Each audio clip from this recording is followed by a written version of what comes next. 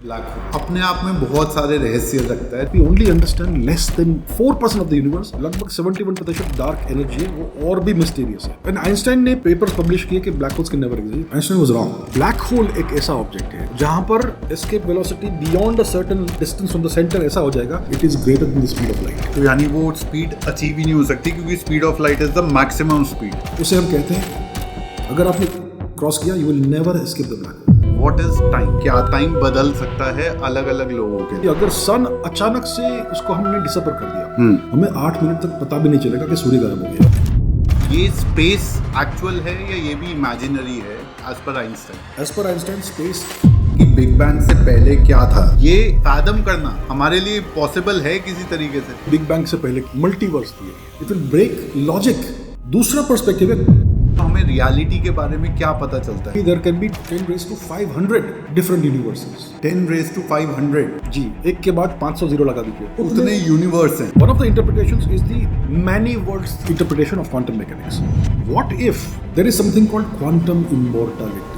उस थियरी में यह है कि आप कभी मरेंगे। तो यानी रियलिटी भी एक छलावा है। That actually is true. Wow. Does any theory come close to trying to define what is consciousness? Well, that's a great question. जब आप किसी कॉन्शियस चीज को देखते हो, तो हमने कॉन्शियसली हमें मालूम पड़ा कि ये कुछ हुआ है। So does the act of consciously observing something change the state of the system and collapse the wave function? That's a big question. Do you think that we are in a game? एक thought experiment करते हैं।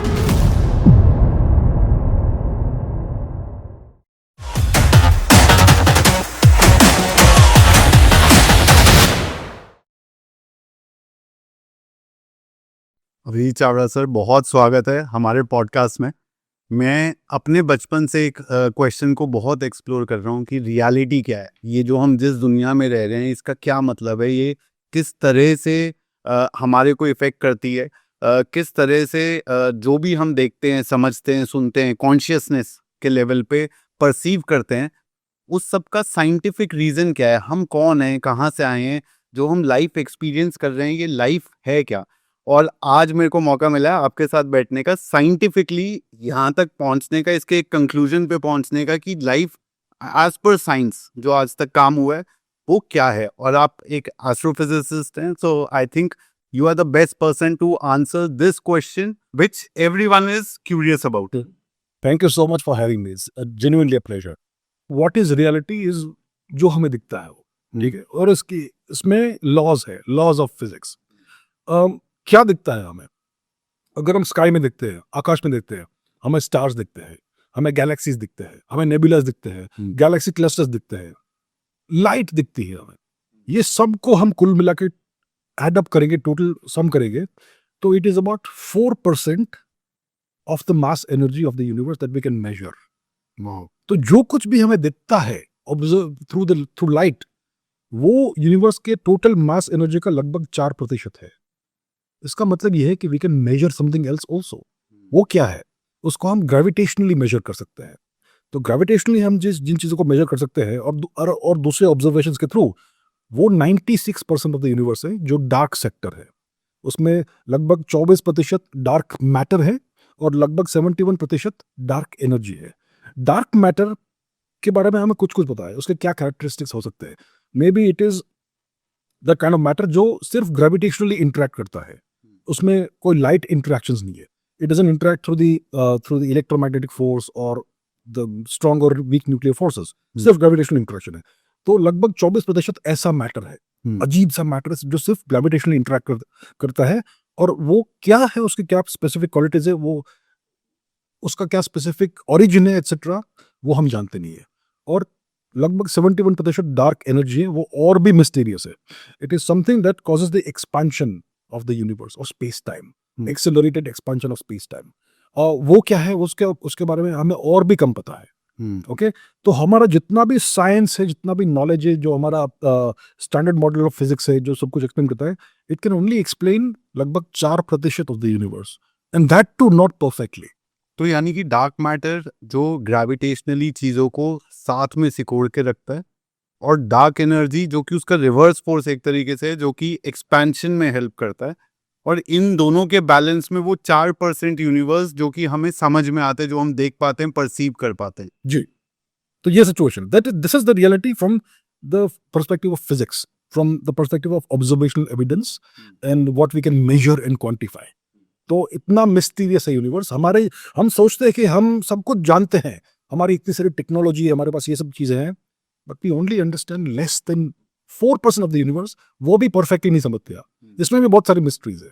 तो ये आज का situation है, this is the reality. और आज हम इस टॉपिक के ऊपर हर एक इम्पॉर्टेंट एस्पेक्ट को कवर करते हुए एक कंक्लूजन पे पहुंचेंगे कि साइंस किस तरफ डायरेक्शनली हिंट कर रहा है कि रियलिटी क्या है। जी। तो सबसे पहले सर बहुत ही मिस्टीरियस कॉन्सेप्ट पे चलते हैं जो हम हर रोज सोचते हैं कि हम एक्सपीरियंस करते हैं, विच इज टाइम। जी। What is time? समय, मैं समय हूं, महाभारत में कहा गया है, हाँ। मैं समय हूं। समय क्या है? व्हाट इज समय? बहुत बड़ा मिस्ट्री है। हम समय को एक्सपीरियंस करते हैं। क्या दूसरे प्राणी समय को एक्सपीरियंस करते हैं? आर दे अवेयर कि समय नाम की कोई चीज है? क्या हमारे श्वान, कुत्ते, वो समझते हैं कि समय नाम की कोई चीज है? क्या कुत्ते, बिल्ली, animals, birds, do they even know कि समय है? We are not sure about that. ठीक है, लेकिन समय को हम अगर फिजिक्स के पर्सपेक्टिव से एनालाइज करते हैं तो फिजिक्स में दो सबसे बड़ी थियरीज है जिससे हमें पूरे विश्व की, पूरे यूनिवर्स की समझ थोड़ी थोड़ी है। पहली थियरी है क्वांटम मैकेनिक्स, दूसरी थियरी है जनरल रिलेटिविटी। जनरल रिलेटिविटी जो थियरी है, it describes the universe at the largest scales, large scale structure of the universe. ये बेसिकली ग्रेविटेशन की थियरी है, जो न्यूटोनियन ग्रेविटेशन है उसको एक्सपांड किया है into Einstein's theory of general relativity. तो न्यूटन का क्या थ्योरी था? जी, न्यूटन का जो थियरी था वो ये था कि gravity is an action at a distance force. Okay, F is equal to G m1 m2 by r squared, वो उसका ये है। G is Newton's gravitational constant, m1 m2 are the two masses, r is the distance between the two masses. So it's an inverse square law because it is 1 upon r squared का proportionality factor है उसमें। तो according to Newton's theory, a gravity action at a distance force है। मतलब सूर्य जहां बैठा है वो इंस्टेंटेनियसली अर्थ को पुल कर रहा है without any actual cause in between. Okay, magically वो अर्थ को पकड़ के बैठा है और इसके कारण earth it is going around the sun. अगर सूर्य गायब हो गया, फॉर एग्जांपल, एक थॉट एक्सपेरिमेंट करते हैं कि सन अचानक से उसको हमने डिसअपियर कर दिया, suddenly there is no gravitational pull on the earth, तो immediately earth, Mars, Venus, Jupiter, Saturn, Neptune, सारे के सारे प्लैनेट्स इंस्टेंटेनियसली उड़ जाएंगे सारे के सारे दिशाओं में। ये न्यूटोनियन पर्सपेक्टिव है। आइंस्टाइन का जो जनरल रिलेटिविटी वो क्या कहता है कि अगर सूर्य गायब हो गया, अर्थ और सन के बीच में अबाउट अप्रोक्सीमेटली 8 लाइट मिनट्स है डिस्टेंस। मतलब स्पीड ऑफ लाइट को अगर हम मेजर करेंगे तो सन से अगर एक लाइट का फोटोन निकलता है उसको अर्थ को पहुंचने में 8 मिनट लगेंगे लगभग, रफली। तो अगर सन गायब हो गया तो from the Einsteinian perspective, general relativity perspective, हमें 8 मिनट तक पता भी नहीं चलेगा कि सूर्य गायब हो गया है, और 8 मिनट के बाद ही सारे प्लैनेट्स उड़ जाएंगे। बट न्यूटोनियन पर्सपेक्टिव में इमीडिएटली उड़ जाएंगे planets. So that's the big difference between the Newtonian perspective and Einstein's general relativity perspective. अभी हम समय की बात कर रहे हैं, टाइम। न्यूटन का जो थियरी है उसमें समय नहीं है। हाँ, ग्रेविटी है समय की जगह। समय नहीं है उसमें। F is equal to G m1 m2 by r squared, वो इक्वेशन में समय नहीं है, T नहीं है, राइट। आइंस्टाइन का जो जनरल रिलेटिविटी है उसमें समय है, लेकिन समय किस प्रकार से है इसमें? आइंस्टाइन का जो थियरी है, which is the best theory we have of gravity, okay, उसमें हम जानते हैं कि विश्व में 3 डिमेंशन है, लेंथ, ब्रेड्थ और हाइट।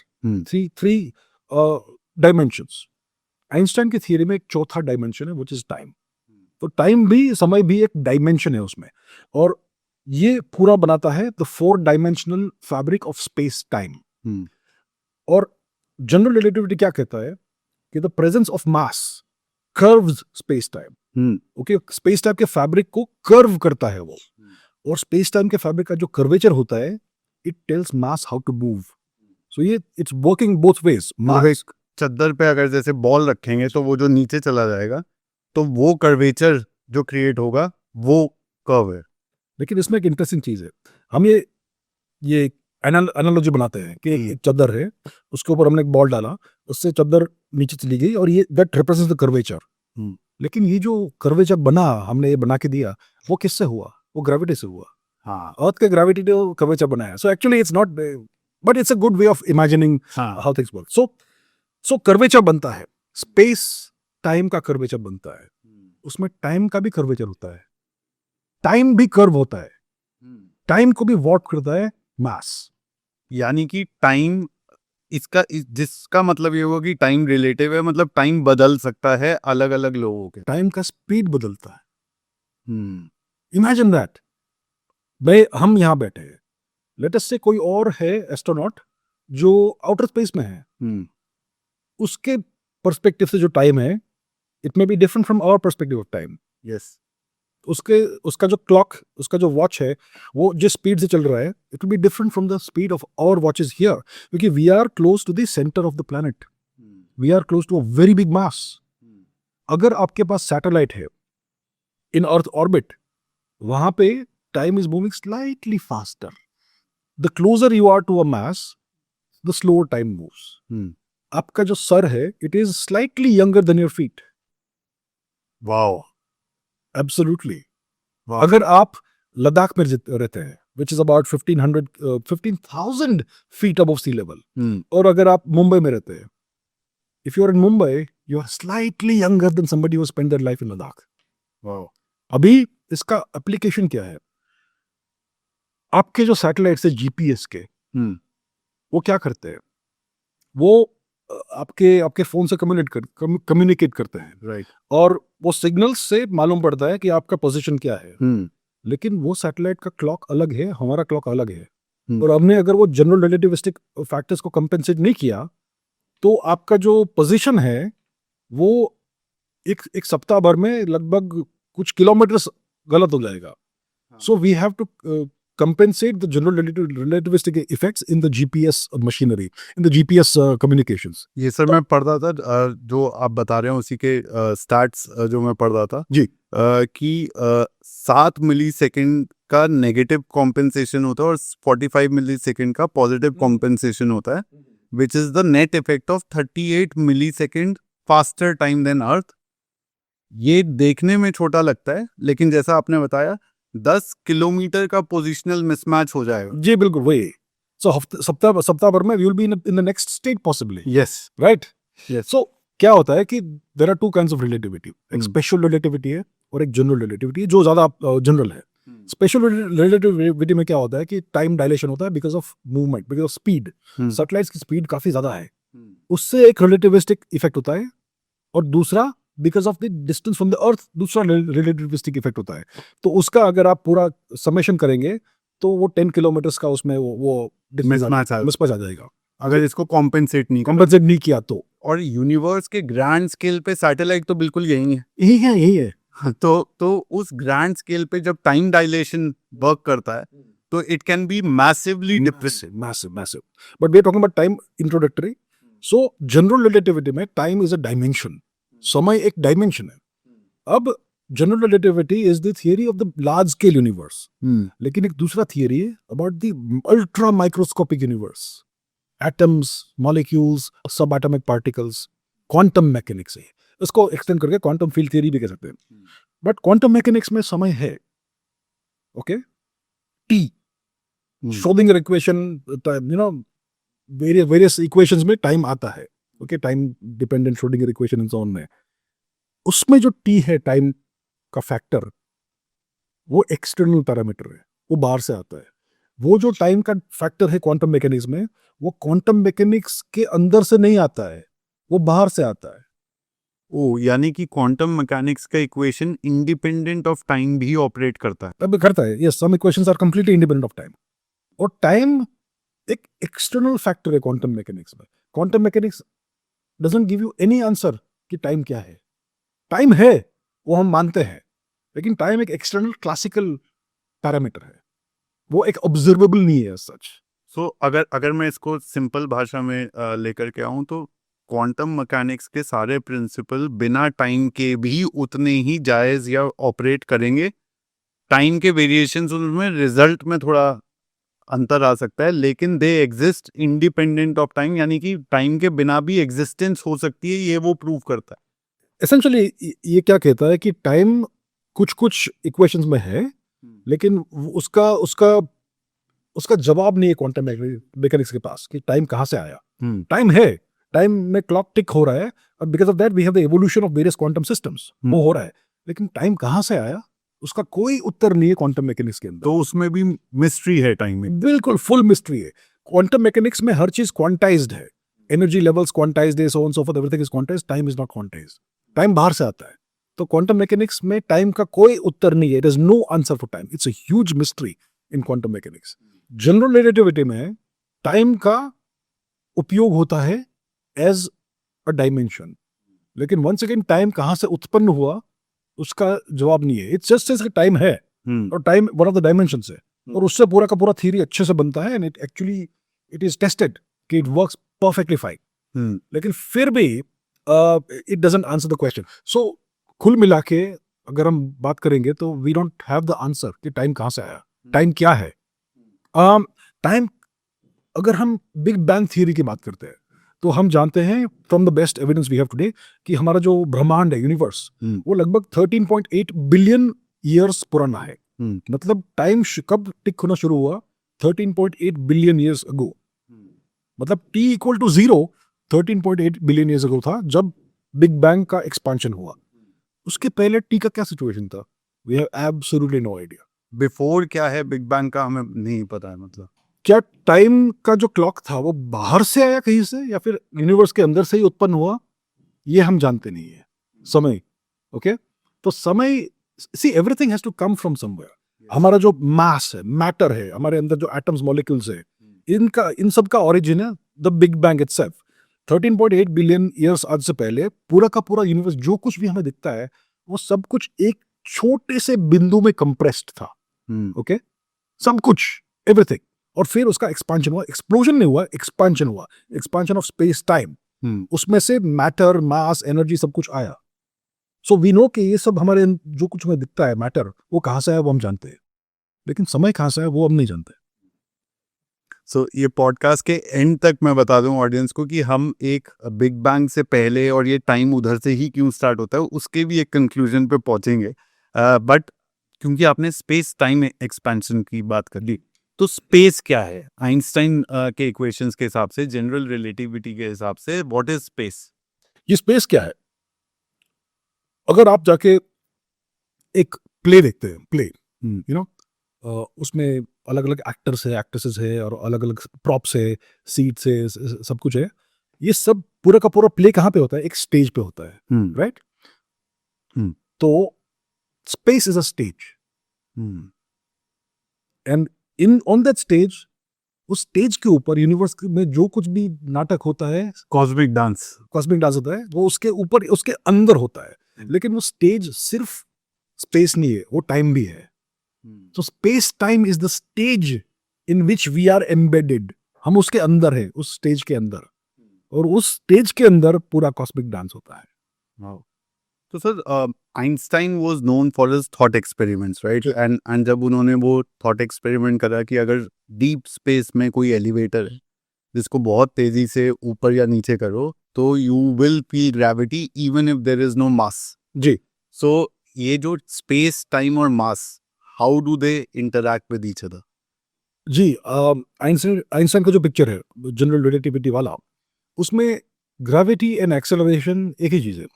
अगर आप एक, लेट्स से एक रॉकेट में हो और वो एक स्पीड पे जा रहा है, एक कांस्टेंट स्पीड पे, तो आपको, और वो स्पेस में है, तो आपको कोई ग्रेविटी फील नहीं होगा। लेकिन अगर वो रॉकेट को के पैरामीटर्स हमने चेंज किए और वो एक्सेलरेट करने लगे एट 9.8 मीटर्स पर सेकेंड, तो आपको एग्जैक्टली वही ग्रेविटी फील होगी उस रॉकेट में that you have on earth. अगर एक पेंटर है जो बिल्डिंग को पेंट कर रहा है, ओके, 10th फ्लोर पे फॉर एग्जांपल, अगर वो दुर्भाग्य से गिर जाए, तो before he hits the ground he will feel no gravity, it will be like he is in space. तो इससे हमें मालूम पड़ता है कि ग्रेविटी एंड एक्सेलरेशन एक ही चीज है from the general relativistic perspective.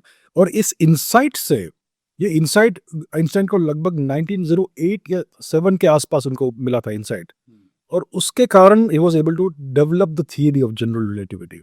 So acceleration and gravity essentially एक ही, उसका एक ही इफेक्ट होता है, which is the feeling that we have of gravity. और ये एक सिग्निफिकेंट डिपार्चर था न्यूटन के प्रिंसिपल से। बिल्कुल बिल्कुल अलग, बिल्कुल टोटल डिपार्चर। तो सर जो स्पेस का ओरिजिन होता है, जो डिस्टेंस दो चीज़ों के बीच में जिसको हम स्पेस की तरह समझते हैं, ये स्पेस एक्चुअल है या ये भी इमेजिनरी है as per Einstein? As per Einstein space real है, इमेजिनरी नहीं है। इट इज द, वो आपका जो स्टेज है ना, it is the stage on which the cosmic dance happens. तो स्पेस तो रियल है, वो इमेजिनरी नहीं है। It is a real thing in which everything exists.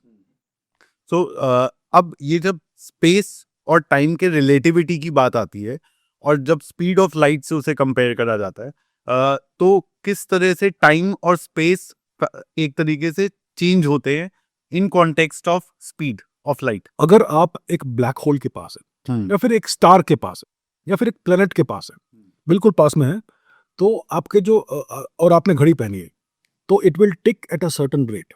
आपके लिए नॉर्मल टिकिंग हो रहा है, लेकिन और कोई दूसरा एस्ट्रोनॉट है जो बिल्कुल खुले स्पेस में है, जिसके आसपास कोई बड़ा मास नहीं है, तो उसका जो क्लॉक का टिकिंग का रेट है वो अलग होगा, right? So time flows at different speeds in different parts of the universe.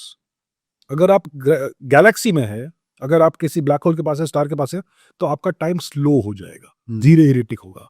अगर आप बिल्कुल फ्री स्पेस में है, तो आपका time it will go faster, और आपको अनुभूति जो होगी वो अलग होगी एज कंपेयर टू जो कोई व्यक्ति है जो मैसिव ऑब्जेक्ट के पास है। सो time flows at different rates in the universe. और सर जो आपने बोला कि big bang was the origin of space time, यानी कि टाइम तो बिग बैंग से स्टार्ट हुआ, स्पेस भी क्या बिग बैंग से ही स्टार्ट हुआ? जी हाँ, जी हाँ। जो बिग बैंग है उसको हम समझते हैं as an explosion, right? Big bang अगर हम सुनेंगे नाम, it sounds like a big explosion. वो एक्चुअली एक्सप्लोजन नहीं था, वो एक्सपांशन था, expansion of space and time itself. क्या तो पूरा एक्सपांड हो गया है। तो एक प्रश्न उठता है कि बिग बैंग कहाँ पर हुआ? ये इतना बड़ा यूनिवर्स है, कहाँ पर हुआ बिग बैंग? बिग बैंग यहाँ पे हुआ, बिग बैंग वहां भी हुआ, हर जगह बिग बैंग हुआ। ये जितने भी पॉइंट्स है स्पेस टाइम के, वो सब एक ही जगह कंप्रेस्ड थे, एक बिंदु में essentially. Big bang happened everywhere simultaneously, और बिग बैंग से ही स्पेस और टाइम की शुरुआत हुई as far as we understand. तो यानी कि जो हम ये बात करते हैं कि बिग बैंग से पहले क्या था, तो अगर हम स्पेस के डायमेंशन को हटा दें, क्योंकि पूरा स्पेस उस बिंदु में ही केंद्रित था और पूरा समय भी उधर ही रुका हुआ था, 0.00 आवर्स प्रोबेबली, तो उससे पहले क्या था, ये फैदम करना हमारे लिए पॉसिबल है किसी तरीके से? क्या ये पॉसिबल है? क्या हम पूछ सकते हैं what is north of the north pole? नहीं। It is that kind of question. समय से पहले क्या था, हम सोच भी नहीं सकते। It will break logic to ask the question और to try to answer the question. Yes.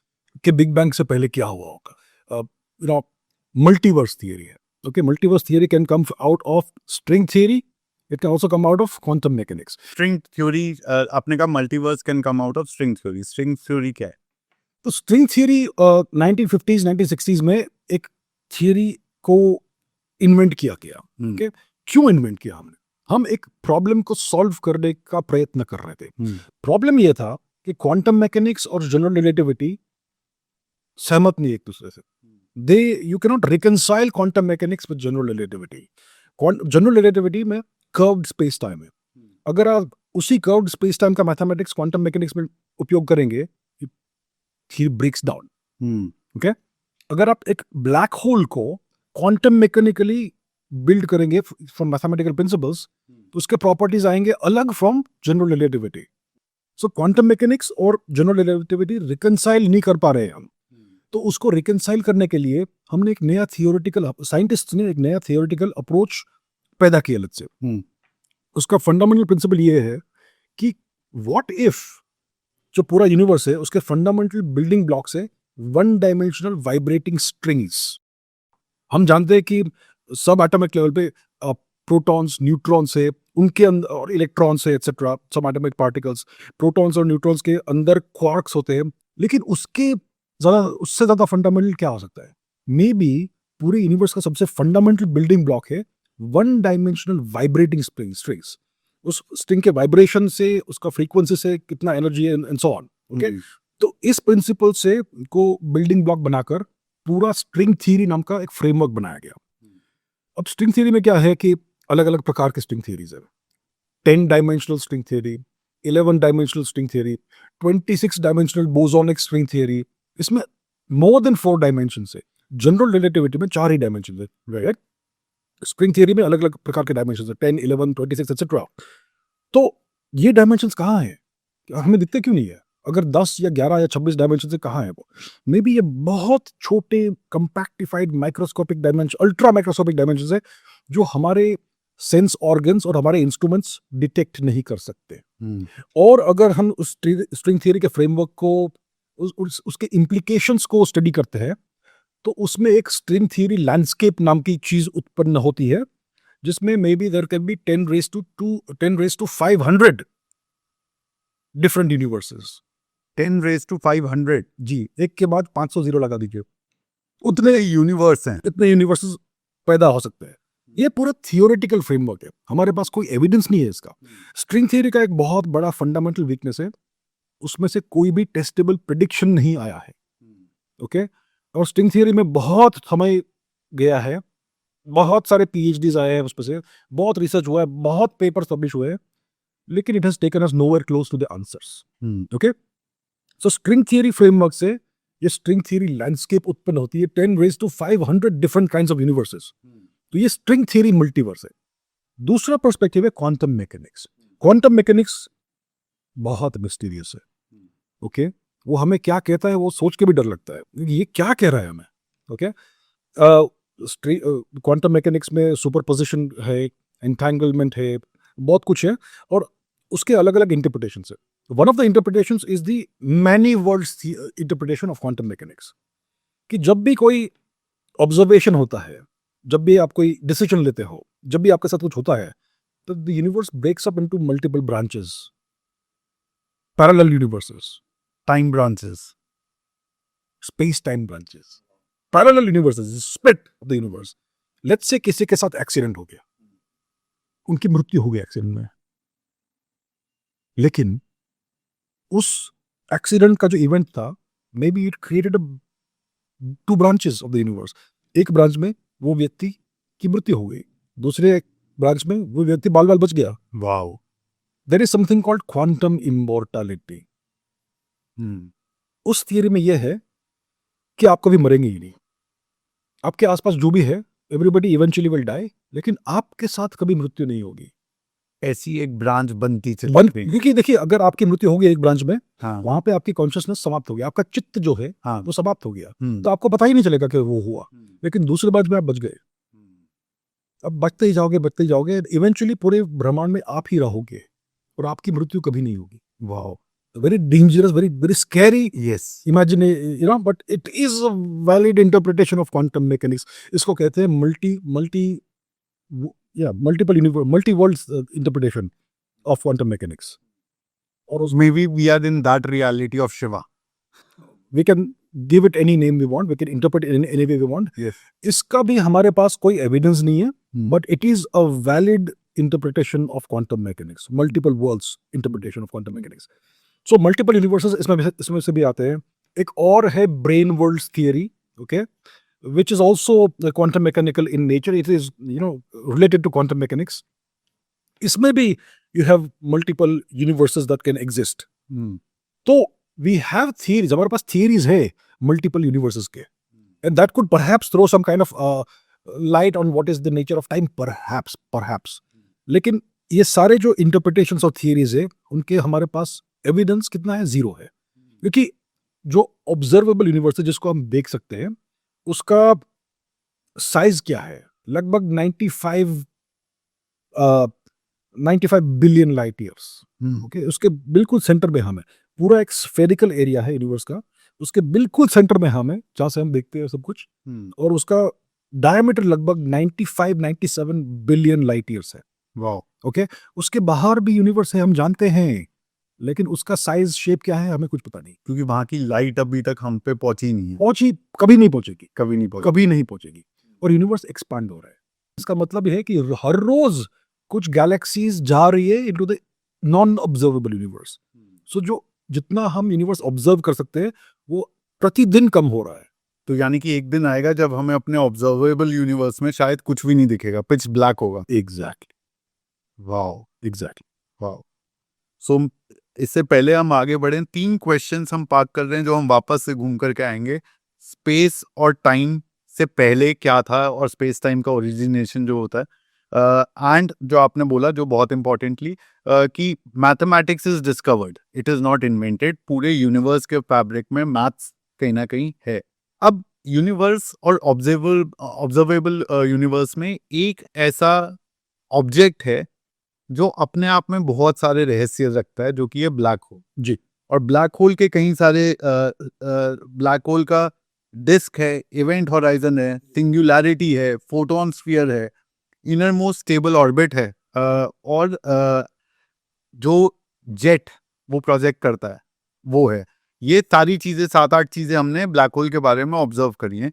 ये सारी चीजें एक एक करके क्या है और ये ब्लैक होल किस तरह से और सवाल उठाता है या आंसर करता है। जी, ब्लैक होल क्या है? बहुत बड़ा रहस्य है हाँ। और बहुत फैसिनेटिंग ऑब्जेक्ट है ना? ये ब्लैक होल का डिस्कवरी कैसे हुआ? देखिए 1915 में आइंस्टाइन ने फाइनली अपना magnum opus big theory publish किया, जनरल रिलेटिविटी। उसके कोर में, इस थ्योरी के कोर में है आइंस्टाइन फील्ड इक्वेशंस। वो एक ही इक्वेशन है लेकिन उसमें 10 इंटरकनेक्टेड इक्वेशंस है। बहुत कॉम्प्लिकेटेड पार्शियल डिफरेंशियल इक्वेशन है ये, बहुत कॉम्प्लिकेटेड। आइंस्टाइन ने पब्लिश किया, फिर वो सोचा कि ठीक है अब 10 15 20 25 साल लगेंगे before anybody finds the first solution of the equations. कुछ ही महीने लगे। वाओ। उस समय फर्स्ट वर्ल्ड वॉर चल रहा था। हाँ। और जर्मनी और रशिया का जो फ्रंटियर था, जहाँ पे वॉर चल रहा था, जो बैटल लाइन था, वहां पर एक एस्ट्रोनॉमर था जो फाइटिंग कर रहा था। He had volunteered कि भाई I will do my national duty and fight. He was one of the greatest astronomers in the world at that time. उनका नाम था कार्ल श्वार्ज़शिल्ड। तो वो दिन में क्या करता था? He would compute artillery trajectories. रात में उसके पास आइंस्टाइन का पेपर आया था, उसने पब्लिश किया। तो रात में विथ कैंडल लाइट और व्हाटएवर वो वाज ट्राइंग टू सॉल्व, और उसने पहला सॉल्यूशन फाइंड किया during battle, in on the battle front. तो उसने जो सॉल्यूशन पब्लिश फाइंड किया, उसने उसको लिखकर आइंस्टाइन को भेजा कि भाई ये मुझे सॉल्यूशन मिला है। Einstein was shocked and Einstein facilitated most likely the publication of Karl Schwarzschild solution. उसे हम कहते हैं the Schwarzschild solution of the Einstein field equations. वो पूरा स्फेरिकल सॉल्यूशन है और उसमें एक बहुत अजीब सी चीज आती है। जरा उसमें क्या होता है? It describes various regions of space time, और उसमें एक रीजन ऑफ स्पेस टाइम है जहां पर इवेंचुअली स्पेस टाइम का कर्वेचर इनफाइनाइट हो जाता है और डेंसिटी भी इनफाइनाइट हो जाता है। ये है ब्लैक होल। तो यानी ब्लैक होल ऑब्जर्वेशनली नहीं मिला हमें, सबसे पहले मैथमेटिकल इक्वेशन में मिला, थियोरेटिकली मैथमेटिकल सोल्यूशन में मिला हमें।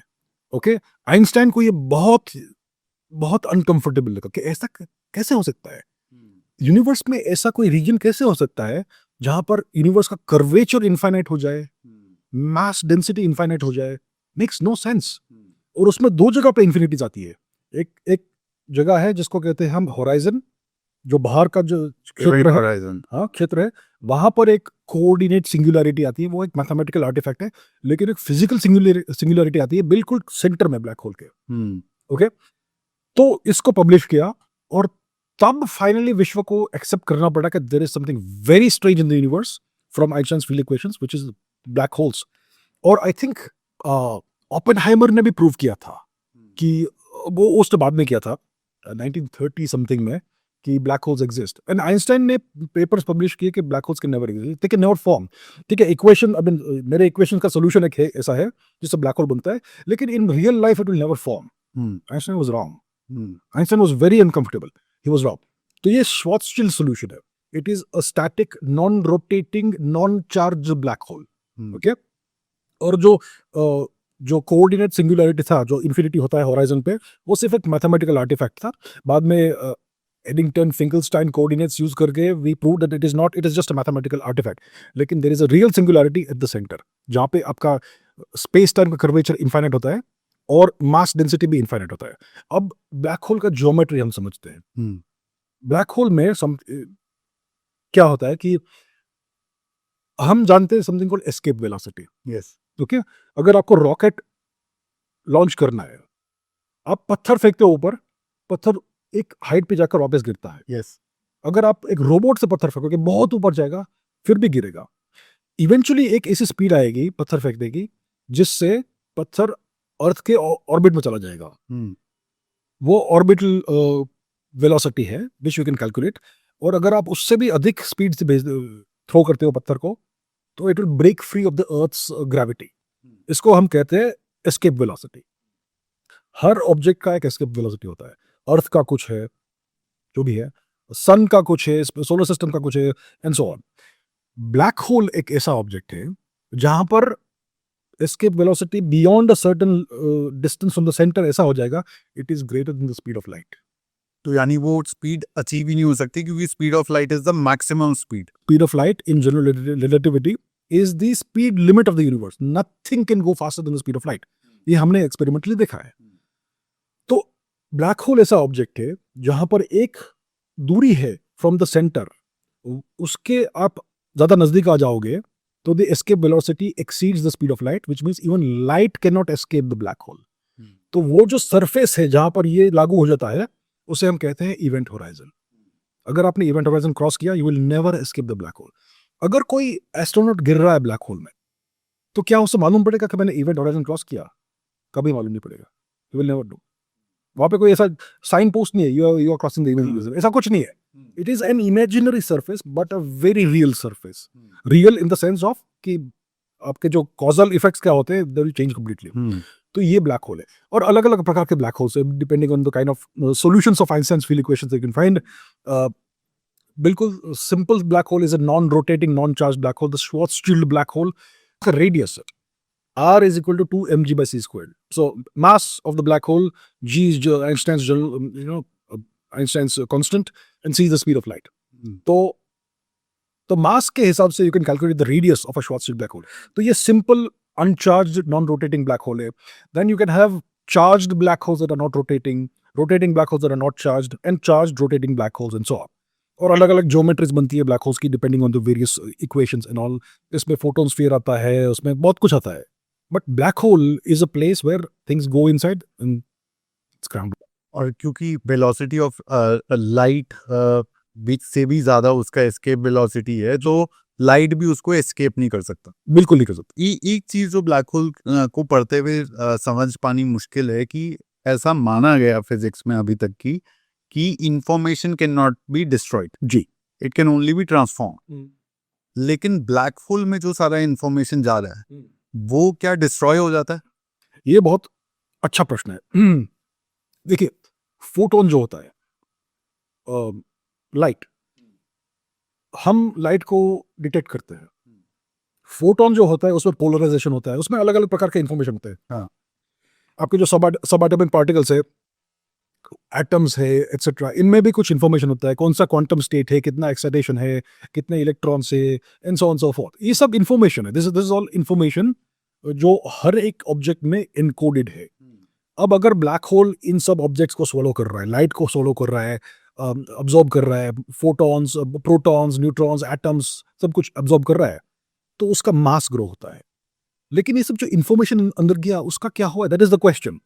अब अगर आप ब्लैक होल के प्रॉपर्टीज देखेंगे, ब्लैक होल के 3 ही प्रॉपर्टीज है: mass, charge, angular momentum. Angular momentum क्या होता है? आपने बॉल को स्पिन किया है, हाँ, spin, essentially you can think of घूम रहा है। कैसे घूम रहा है, हाँ। That is the angular momentum. तो ब्लैक होल में 3 ही प्रॉपर्टीज है: मास, चार्ज, एंगुलर मोमेंटम। उसके बाद उसका रेडियस है, वो सब डिराइव्ड प्रॉपर्टीज है। R comes from M, R is equal to 2 mg by c squared for Schwarzschild black hole. Black hole का टेम्परेचर भी होता है, which again is the Hawking temperature and so on. अब कुछ there is something called Hawking radiation. हम सोचते हैं कि black hole is a vacuum cleaner, सब कुछ खींचे खा जाता है। But black hole, Stephen Hawking ने डिस्कवर किया कि ब्लैक होल का टेम्परेचर होता है which depends on the size of the black hole. Black hole जितना छोटा हुआ उतना ज्यादा गर्म होता है। So small black holes are hot, large black holes are cooled. The smaller a black hole is the hotter it gets. लेकिन अगर कोई गर्म ऑब्जेक्ट है, उसका क्या प्रॉपर्टी है? रेडिएशन। उसमें से हीट निकलता है, उसमें से लाइट निकलता है, etcetera. So even black holes radiate अगर ब्लैक होल रेडिएट कर रहा है, it is losing mass and energy. वो किस प्रकार से आता है? It comes out in the form of black body radiation, completely random radiation. Okay, it can be photons, it can be various kinds of particles, antiparticles and so on. तो जो information black hole में गया वो बिल्कुल खो जाता है essentially. अगर बाहर आता है तो बिल्कुल अलग फॉर्म में आता है. So that is the question about the black hole information paradox. Black hole में जो इंफॉर्मेशन जाता है क्या वो डिस्ट्रॉय हो जाता है? एक सोल्यूशन है होलोग्राफिक प्रिंसिपल कि ब्लैक होल में जितना भी इंफॉर्मेशन है it is encoded on the surface on the event horizon of the black hole, and maybe that could be a solution etc. But हमारे पास exact answer नहीं है इस समय कि black hole information paradox, is it valid, is it not valid, is it real, do we have an answer, कोई logical physical answer है या नहीं है? It's still out, it's still not completely resolved. Information theory में ये है कि भाई information is never created or destroyed, it is simply transformed in various shapes and forms. दूसरा एक प्रॉपर्टी है ब्लैक होल का कि वो ब्लैक नहीं है. ब्लैक होल ब्लैक नहीं होता है. अगर ब्लैक होल रेडिएट भी नहीं कर रहा है, अगर वो रेडिएट कर रहा है तो कुछ तो लाइट आएगी उसमें, लेकिन अगर वो रेडिएट नहीं कर रहा है तो क्या उसका एक्चुअल कलर है ब्लैक होल का? ब्लैक होल्स एक्चुअली ट्रांसपेरेंट होते हैं. Transparent in a certain sense. वो ब्लैक नहीं होते, वो काले नहीं होते हैं. हाँ. अगर स्पेस में कोई ब्लैक होल जा रहा है आपको कुछ ब्लैक ऑब्जेक्ट नहीं दिखेगा. हाँ. वो एसेंशियली ट्रांसपेरेंट होता है और उसका जो ग्रेविटेशनल इफेक्ट होता है उससे आपको आइंस्टाइन रिंग्स दिखेगी, आपको कर्वेचर ऑफ स्पेस टाइम दिखेगा उसमें से. हाँ. अगर हम गैलेक्सी को ऑब्जर्व कर रहे हैं और उसके और हमारे बीच से एक ब्लैक होल गुजरा तो गैलेक्सी का पूरा शेप डिस्टॉर्ट हो जाता है हमारे टेलीस्कोप में. Distorted shapes. तो इसको हम कहते हैं ग्रेविटेशनल लेंसिंग. तो मास के प्रेजेंस से जो स्पेस टाइम पूरा कर्व होता है और वो कर्वेचर हमें दिखता है through its effects on the light that's coming from behind it. तो गैलेक्सीज कुछ हमें दिखते हैं पूरे अजीब से डिस्टॉर्टेड राउंड शेप में. एक गैलेक्सी एक्चुअली ऐसा होना चाहिए था लेकिन पूरा ऐसा दिखता है. That is space time curvature in real in action. There is gravitational lensing in action, and that is because of the presence of an unseen, unobservable mass between us and the galaxy. That shows us that वहां पे black hole बैठा हुआ है. और मैं पढ़ रहा था कि कुछ टेलीस्कोप्स में ऐसा डिटेक्ट हुआ कि कुछ गैलेक्सीज हैं जहां पर सिर्फ ब्लैक होल ही बचा है. The entire Galaxy is essentially the black whole. ऐसा भी कुछ आपको अजीब से गैलेक्सीज मिलेंगे जहां पर मोस्टली डार्क मैटर है, जहां पर मोस्टली ब्लैक होल. सी मोस्टली जितने हमने गैलेक्सीज ऑब्जर्व किए, मोस्ट ऑफ दिस गैलेक्सीज के सेंटर में ब्लैक होल है. लेकिन कैसा black hole? Super massive black hole. Million solar masses, 10 million solar masses, may be billions of solar masses. हमारा जो गैलेक्सी है मिल्की वे, उसके बिल्कुल मध्य में, बिल्कुल सेंटर में एक बहुत बड़ा ब्लैक होल बैठा हुआ है जिसका मल्टीपल मिलियन सोलर मासेस का मास है लगभग.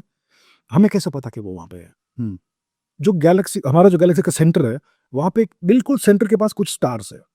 वो स्टार्स बहुत ही अजीब डांस कर रहे हैं, बहुत फास्ट स्पीड से उनके.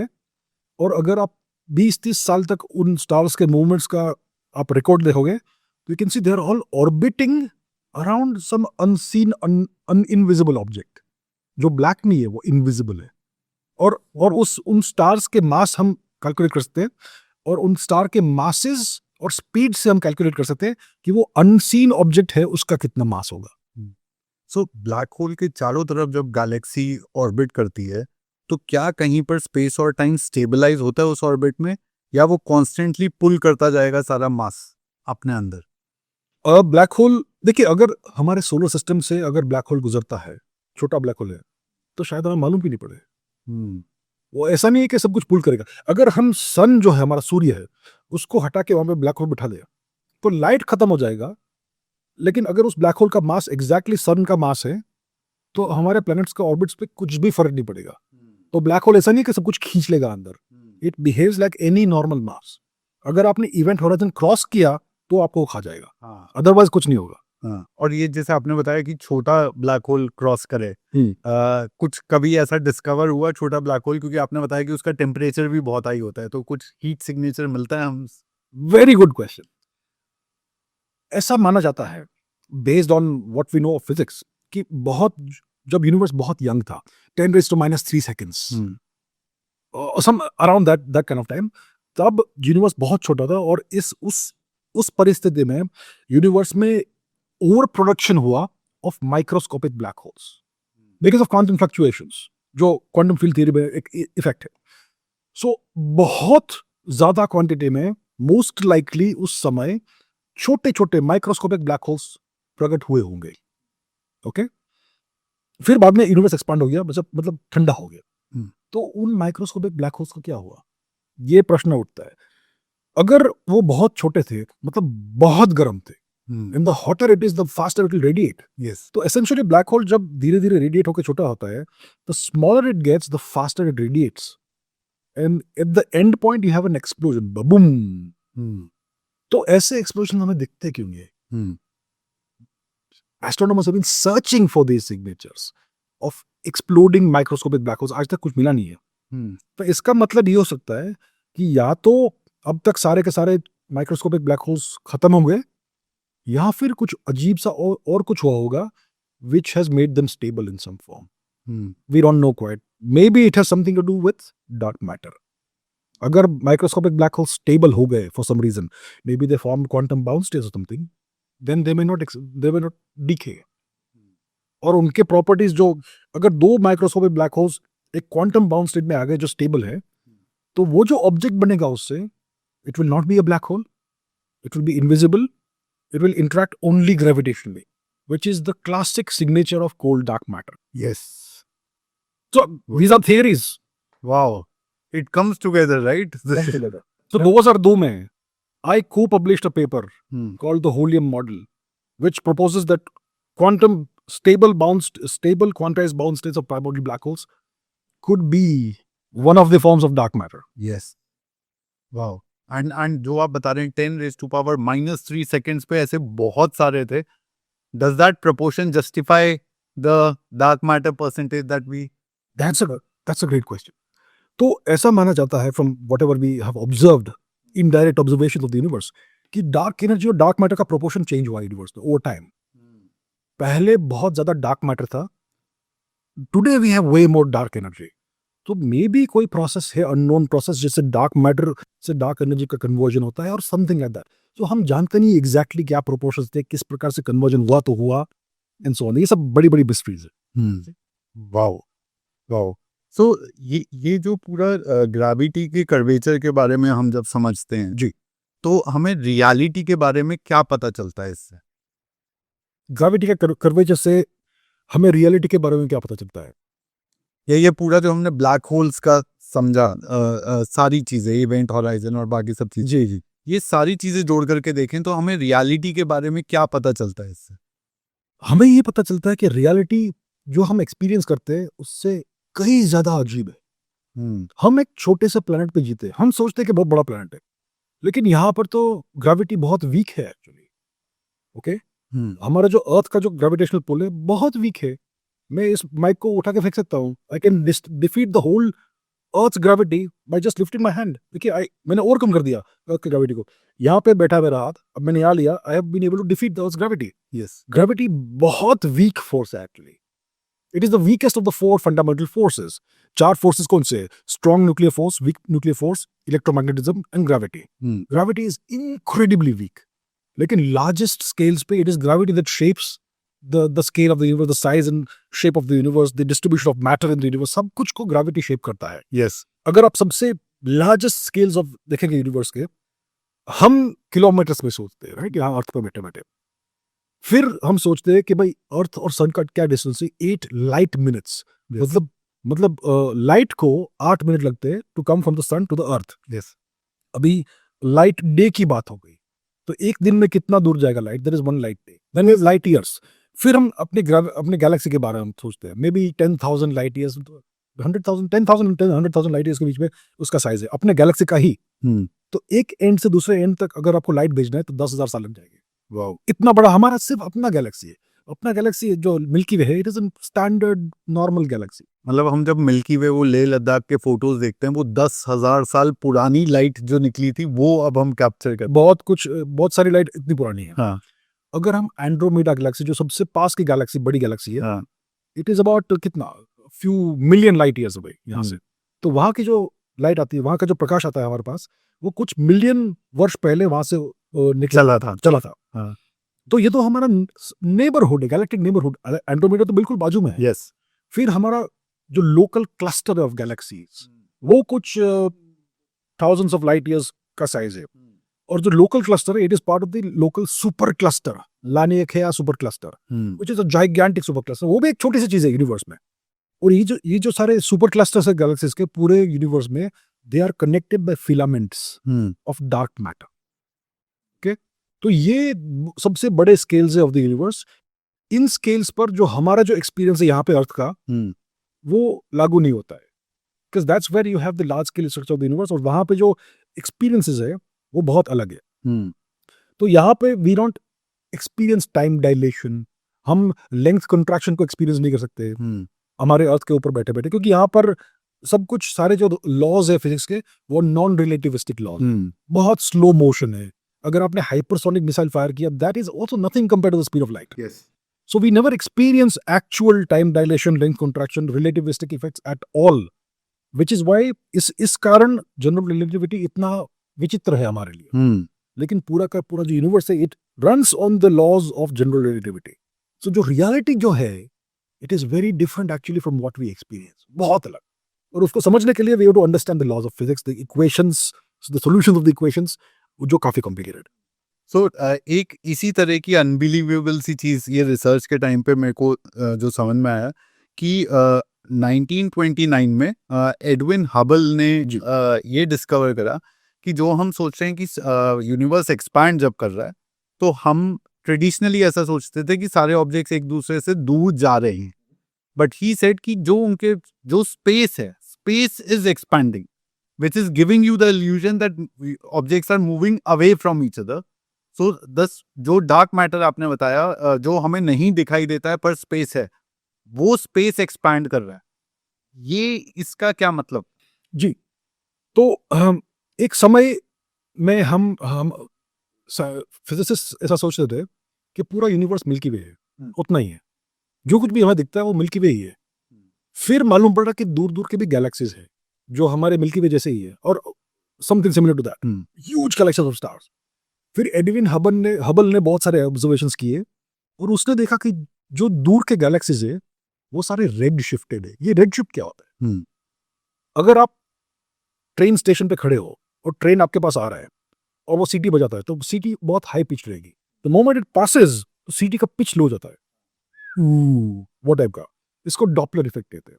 तो red shift is something similar to Doppler effect but applied to light. अगर लाइट के वेव्स को आप एक्सपांड करोगे, डॉपलर एक्सपांशन करोगे, तो वो थोड़े लाल हो जाएंगे। अगर लाइट का सोर्स आपके पास आ रहा है जल्दी से, तो लाइट ब्लू शिफ्ट हो जाएगी। तो जितनी भी सारी दूर के गैलेक्सीज है, they are all red shifted, मतलब वो सारी हमसे दूर जा रही है, इसीलिए रेड शिफ्ट दिख रहा है। इसलिए रेड शिफ्ट दिख रहा है। और जितनी दूर गैलेक्सी है उतनी ज्यादा रेड शिफ्टेड है, मतलब जो गैलेक्सी सबसे ज्यादा दूर है वो ज्यादा फास्ट हमसे दूर जा रही है।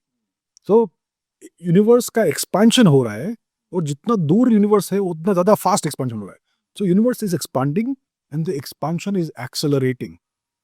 बाद में 1990s में हमें समझा कि ये स्पेस टाइम का ही एक्सपेंशन हो रहा है, और कुछ तो है यूनिवर्स में, शायद स्पेस टाइम के फैब्रिक में, जो इस एक्सपेंशन को कॉज कर रहा है और इस एक्सपेंशन को एक्सेलरेट कर रहा है। इसको हमने नाम दिया डार्क एनर्जी। डार्क एनर्जी क्या है? फोर्स है, हम नहीं जानते। कुछ फ्लूइड है, हम नहीं जानते, but it is something very mysterious and it's something very real. तो ये है। और माइक्रोवेव बैकग्राउंड क्या होता है? जी, माइक्रोवेव बैकग्राउंड क्या है?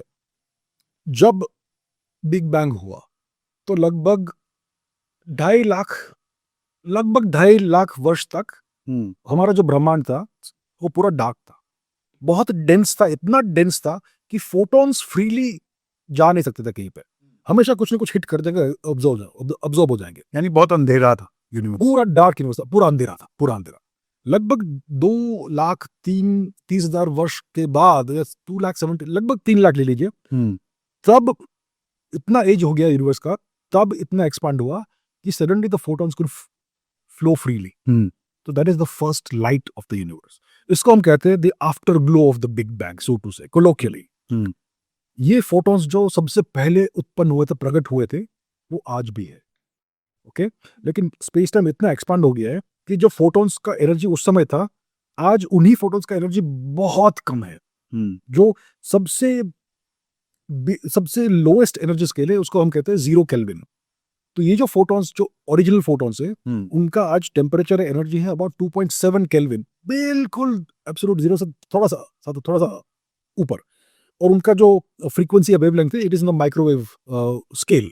इसलिए हम उसको कहते हैं microwave background radiation, cosmic microwave background radiation. ये बिग बैंग के बाद के सबसे पहले फोटॉन्स है जो उनको आज भी हम डिटेक्ट कर सकते हैं। So that is the cosmic microwave background. और ये कॉस्मिक माइक्रोवेव बैकग्राउंड हमें क्या सिखाता है या इससे हमें क्या समझ में आता है अपने ओरिजिनल अंडरस्टैंडिंग ऑफ यूनिवर्स? जी, इससे हमें बहुत कुछ मालूम पड़ता है। इससे देखिए, अगर हम पूरे कॉस्मिक माइक्रोवेव बैकग्राउंड को मैप करेंगे, सबसे पहला सैटेलाइट था 1980s या 90s में हमने लॉन्च किया था, उसको बोलते थे COBE सैटेलाइट। उसका काम था to map the cosmic microwave background across the universe. उसने मैप दिया, उसमें हमें रेड और ब्लू मिला, मतलब कहाँ कुछ जगह पे ज्यादा है, कुछ जगह पे कम है। ओके, मतलब एनर्जी अलग अलग है यूनिवर्स में पूरे यूनिवर्स का 360 डिग्री मैप करेंगे हम, तो एनर्जी डेंसिटी अलग अलग है कॉस्मिक माइक्रोवेव बैकग्राउंड में। कुछ जगह पे थोड़ा सा अधिक है, कुछ जगह पे थोड़ा सा कम है, यूनिफॉर्म नहीं है। फिर प्लैंक सैटेलाइट लॉन्च किया, अलग अलग सैटेलाइट लॉन्च किए, उससे हमें बहुत डिटेल्ड ग्रैन्युलर इमेज मिला। और इससे क्लियरली दिखता है कि there are patches in the universe जहाँ पे ज्यादा कंसंट्रेशन, ज्यादा एनर्जी है, कम डेंसिटी, कम एनर्जी है in the cosmic microwave background radiation. उस समय यह मालूम पड़ता है कि पूरे ओरिजिनल यूनिवर्स में जब शुरुआत में CMB उत्पन्न हुआ था, तब भी ऐसे डेंसिटीज के रीजन थे जहाँ पे कम और ज्यादा डेंसिटी है। इसका कारण क्या हो सकता है? इसका कारण था quantum fluctuations in the very early universe.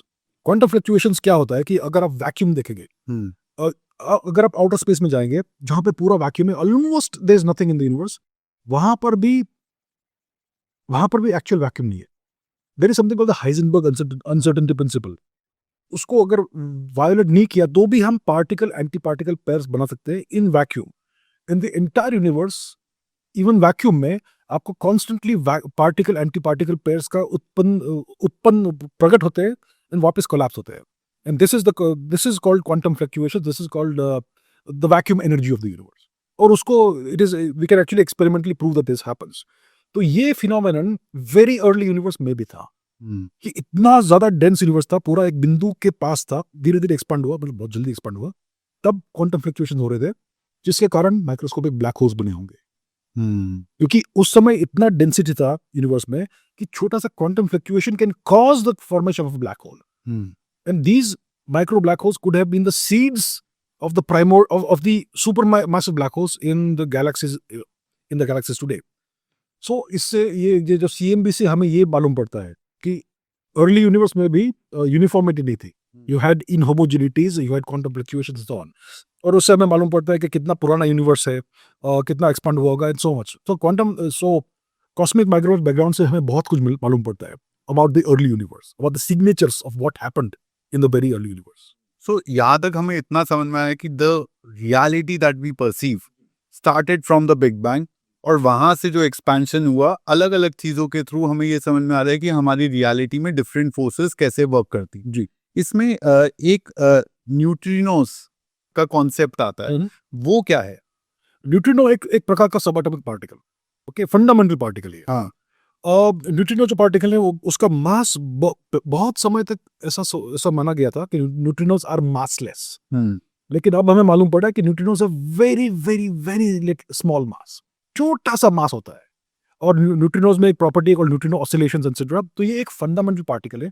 इस समय हम यहाँ बैठे इस रूम में, हमारे बॉडी के through every second trillions of neutrinos जा रहे हैं, पास हो रहे हैं, लेकिन हमें पता ही नहीं चल रहा है। हाँ, बिकॉज ये सिर्फ वीक न्यूक्लियर फोर्स से इंटरेक्ट करता है, and most of them don't interact at all with the atoms in our body.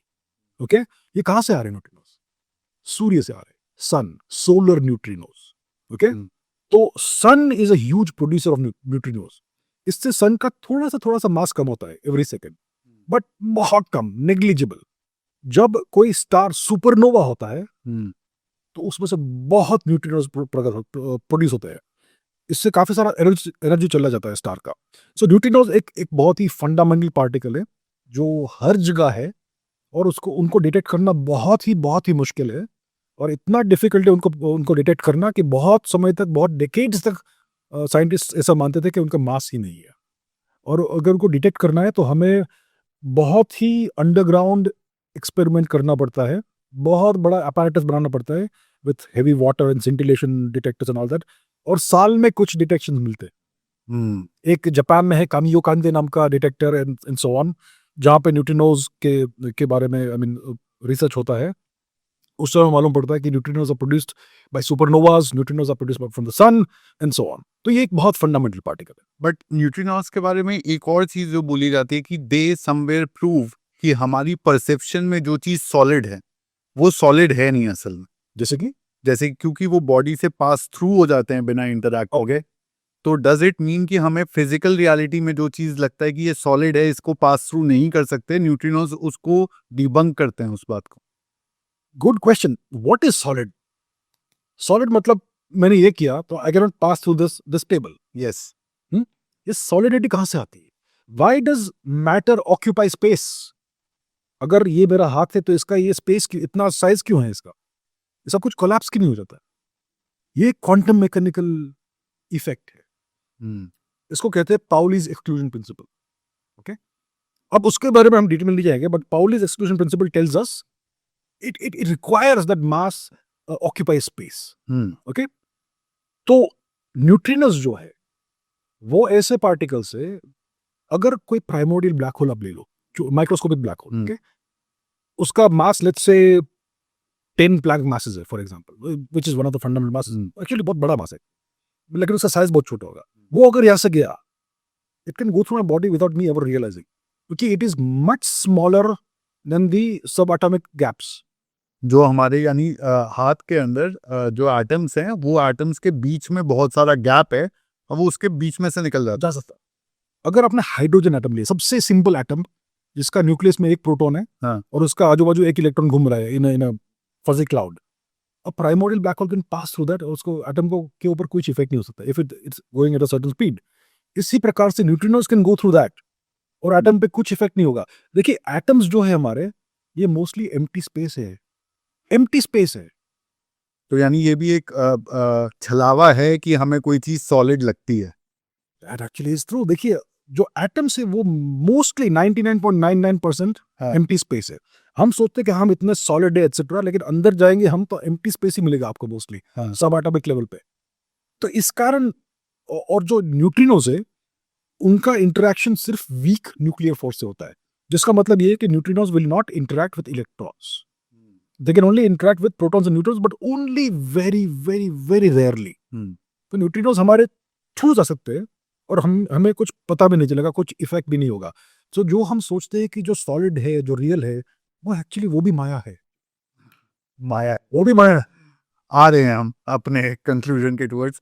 अब क्वांटम मैकेनिक्स पे चलते हैं जी। क्योंकि ये सब हमने समझा थ्योरी ऑफ रिलेटिविटी, और उसमें जितने भी डिफरेंट कंपोनेंट्स, एनर्जीज, फोर्सेस साथ में कंबाइंड वर्क कर रहे हैं जी। क्वांटम मैकेनिक्स में काफी सारी चीजें जो थ्योरी ऑफ रिलेटिविटी में आती हैं वो कहीं ना कहीं प्रूव नहीं हो पाती है, स्टेबलाइज नहीं हो पाती। एक चीज जो मैंने रिसेंटली पढ़ी थी, मुझे बहुत फैसिनेटिंग लगी, जो एंटैंगलमेंट का कॉन्सेप्ट है, यानी कि अगर दो एटम्स हैं उनको आपने एंटैंगल कर दिया तो कितनी भी दूर हो, वो अगर ये मूव करेगा तो ये अपने आप मूव कर जाएगा एट द सेम टाइम। नहीं, ओके, आप समझाओ फिर एंटैंगलमेंट के। जी। एंटैंगलमेंट एक क्वांटम मैकेनिकल फिनोमेनन है, ठीक है। उसको हम सरल भाषा में कैसे एक्सप्लेन करें? ये बहुत क्लीशेड एग्जांपल है, लेकिन लेट्स से आपके पास ग्लव्स है, इस हाथ में लेफ्ट वाला ग्लव जाएगा, इस हाथ में राइट वाला ग्लव जाएगा। इस हाथ में जो ग्लव जाएगा वो इस हाथ के ऊपर आप बिठा नहीं सकते। So clearly there is a left handed glove and a right handed glove. Yes. अब लेट्स से आपके पास एक पेयर ऑफ ग्लव्स है, एक को हमने एक बॉक्स में डाला, एक को हमने दूसरे बॉक्स में डाला, उसको हमने सील कर दिया। उस एक के ऊपर मैंने एड्रेस लिखा मॉस्को, मेरा जो मित्र मॉस्को में बैठा है उसको मैंने पार्सल कर दिया। दूसरा मेरा मित्र टोक्यो में बैठा है, उसको मैंने पार्सल कर दिया। अब मैंने भी इसको स्क्रैम्बल कर दिया, मुझे पता नहीं कौन सा ग्लव किसके पास गया है। अब मेरा जो मित्र टोक्यो में बैठा है उसने इसको ओपन किया, उसको मिला राइट हैंडेड ग्लव। उसको उसी समय पता चल गया कि जो मॉस्को में मेरा मित्र बैठा है उसको कौन सा ग्लव मिला है। उसको लेफ्ट हैंड ग्लोव में। यस। ये एक एग्जांपल है दैट इलस्ट्रेट्स एंटेंगलमेंट। ये जो दो अलग ग्लव्स है, they are part of one thing which is a pair of gloves. Yes. ये जो पेयर ऑफ ग्लव्स जो है वो एक्चुअली एक सिंगल एंटिटी है। यस। उसके अंदर दो कंपोनेंट्स है which are permanently connected to each other. Yes. ठीक है, इस प्रकार से अगर दो सब एटॉमिक पार्टिकल्स है, दो एटम्स है, उनको हमने किसी प्रोसेस से क्वांटम मैकेनिकली एंटेंगल कर दिया, तो इसका मतलब ये होता है कि उन दोनों का जो वेव फंक्शन है वो एक ही है। Wave function is a mathematical object that talks about the system. तो वो दोनों जो पार्टिकल्स है वो एक ही सिस्टम है एक्चुअली, वो दो अलग सिस्टम्स नहीं है, वो फंडामेंटली एक ही सिस्टम है। अब एक को मैंने यहाँ पे ट्रैप करके रख दिया, एक को मैंने भेजा टू एंड्रोमेडा गैलेक्सी, जहां पर कोई एलियन मेरा मित्र है वो बैठा है, लगभग 3 मिलियन साल लगे वहां पहुंचने में। फिर उसने वो बॉक्स खोला, उसको एक पार्टिकल मिला, उसको तुरंत मालूम पड़ेगा कि यहाँ पर पृथ्वी पे कौन सा पार्टिकल है, किस प्रकार का है। अगर मैंने एक स्पिन अप पार्टिकल यहाँ पे रखा है और उसका इंटैंगल्ड पार्टिकल पेयर जो है वो स्पिन डाउन है और उसको वहां पे स्पिन डाउन मिला, तो उसको इमीडिएटली मालूम पड़ेगा कि पृथ्वी पर स्पिन अप पार्टिकल बैठा है, इसका जो इंटैंगल्ड क्या बोलते हैं कॉम्प्लीमेंट्री पार्टिकल। तो इन दोनों जगहों के बीच में लगभग 2.5 मिलियन लाइट ईयर्स का डिस्टेंस है। अगर मुझे मैसेज भेजना है लाइट स्पीड पे तो 2.5 मिलियन साल लगेंगे। हाँ, लेकिन ये तो इंस्टेंटेनियसली मालूम पड़ गया इसको। Information travels, no, it doesn't travel, it is getting reduced instantaneously. It is getting deduced. It is getting reduced instantaneously. Okay, और अगर दोनों पार्टिकल्स कोरिलेटेड है और मैंने इसके ऊपर कुछ मेजरमेंट किया तो इसके ऊपर भी कुछ इफेक्ट होगा उसका, पोटेंशियली। सो इस प्रकार की चीज है एंटेंगलमेंट। तो दोनों पार्टिकल्स का जो फेट है वो हमेशा इंटरट्वाइंड है, हमेशा कोरिलेटेड है। So which means that faster than speed of light के बैरियर को entanglement ब्रेक करता है। Because it doesn't respect the speed of light. It उसमें स्पीड ऑफ लाइट इमैटेरियल हो जाता है। यस।